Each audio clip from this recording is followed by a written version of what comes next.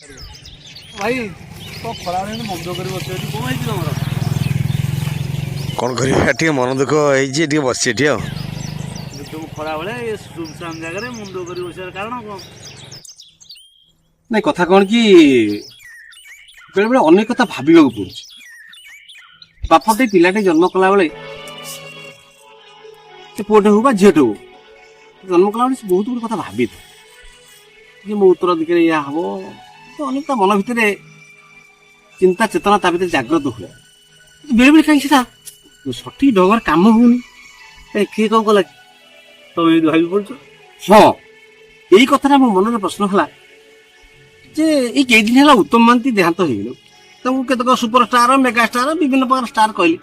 ତାଙ୍କର ଗୋଟିଏ ମାତ୍ର ପୁଅ ଯିଏକି ବାବୁସାନ, ସେ ଚୁଟିକରେ ବି ବାବୁକୁ ଦେଲେ। ତା ନିଜ ପୁଅ ତ ସେ ନିଜ ପୁଅ ନହେଲେ ଯାହାହେଲେ ତ ପୁଅ ହିସାବରେ, କିନ୍ତୁ ଏଇଟା ଗୋଟେ ଦୁଃଖର କଥା ନୁହେଁ। ତା ଚୁଟି ନଖ କାହିଁକି ଦିଅନ୍ତୁ? ହଁ, ଏଇ କଥାଟାକୁ ମୁଁ ଅନେକ ଦିନ ହେଲା ଖୋଜୁଛି ଯେ ପିଲାଟି ଜନ୍ମ ହେଲେ ଯେ ଆମେ ସମସ୍ତେ ବାଧ୍ୟ କରନ୍ତି ଯେ ବାପଟେ ମଲେ କି ମାଟେ ମଲେ ଆମେ ପୁଅ ନିଶ୍ଚିତ ଭାବରେ ନଖ ଆଉ ଚୁଟିଟା ଦାନ କରେ। ତାର ମୁଖ୍ୟ କଥା ହଉଛି ମାର୍କଣ୍ଡ ପୁରାଣ କହୁଛି ଯେ ଯାହା ପିତୃ ମାତୃ ଦାନ କରିଥାନ୍ତି ତାହା ତାଙ୍କୁ ହିଁ ଦାନ କରାଯାଏ। ତା କାରଣ ହଉଛି ଯେ ମା ପେଟରୁ ଚୁଟିଟା ଆଉ ନଖଟା ମା ପେଟରୁ ହିଁ ଆସିଥାଏ। ବାକି ଆଉ ଯେତେ ଚୁଟି ସବୁ ରହିଲା ସେଟା ଅନେକ ଦିନ ପରେ ହେଇଯାଏ। ବେଳେବେଳେ ପ୍ରଶ୍ନ କରିଦେଲେ ଲୋକ ସେ ଅମୁକ ଜାଗାରେ ଚୁଟି ଅଛି ଧମକ ଜାଗାରେ ଚୁଟି ଅଛି ସବୁ କାହିଁ ସବୁ ଚୁଟି ଗୁଡା ପ୍ରକୃତରେ ତାଙ୍କ ଦାନ ନୁହଁ। କିନ୍ତୁ ମା ପେଟରୁ ମୁଣ୍ଡ ଚୁଟିଟା ଆସିଥାଏ, ନଖଟା ମଧ୍ୟ ମା ପେଟରୁ ଆସିଥାଏ। ସେଇଥିପାଇଁ ତାଙ୍କୁ ଦାନ କରାଯାଏ। ଅନ୍ତତଃ ପୁଣି ଏତିକି କଥା ତ ସେ କରିପାରିଥାନ୍ତା ନା। ନିଶ୍ଚିନ୍ତ ଯୋଉଟା ସେମାନେ ଦାନ କରିଛନ୍ତି ତାଙ୍କୁ ଦେବାର କଣ ଅସୁବିଧା ଥିଲା ତୋର? ତାହେଲେ ସମାଜ ତମ ଠାରୁ କଣ ଶିଖିବ? ତମେ ଯୋଉ ଷ୍ଟାର ହୁଅ ଶ୍ରେଣୀ। ଏଇ କଥାଟା ମୋ ମୁଣ୍ଡରେ ପଶିକି ମାନେ ମୁଁ 8 ଦିନ ହେଲା ମତେ ଏଇଟା ଭାରି ବ୍ୟସ୍ତ କରୁଛି।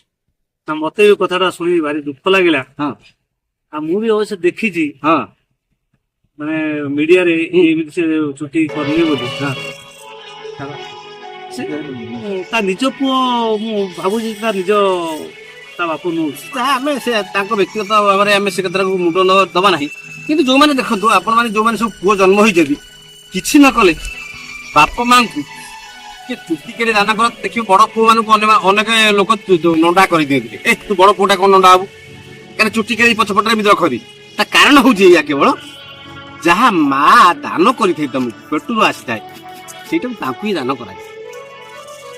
ଏଇ କଥାଟା ଟିକେ ମୋ ମୁଣ୍ଡ ଭିତରେ ପଶିଥିଲା। ମୁଁ ସେଇଟାକୁ ଭାବୁଥିଲି ବସି। ଯାହା ହଉ ଭାଇ ତମେ ଆସିକି ବସିଲ ପାଖରେ ଏଇ କଥା ଟିକେ ଆମେ ଆଲୋଚନା କଲେ। ଆପଣମାନେ ମଧ୍ୟ ଯୋଉମାନେ ଦେଖୁଛନ୍ତି ସେ କଥା ଟିକେ ଭାବନ୍ତୁ ଯେ ବାପା ମାଙ୍କୁ ଏଇ କଥା ଦେଲେ କିଛି ଅସୁବିଧା ହବନି। ଆପଣଙ୍କର ଅନେକ ଗୁଡେ କାମ ଅଟକି ଯାଇପାରେ କିନ୍ତୁ ଏ କାମଟା ଗୋଟିଏ ଥର ମାତ୍ର ହବ। ଆପଣ ସମସ୍ତେ ଚିନ୍ତା କରିବେ ଦବା ଲାଗି ନିଜର ଚୁଟି ଆଉ ନଖ।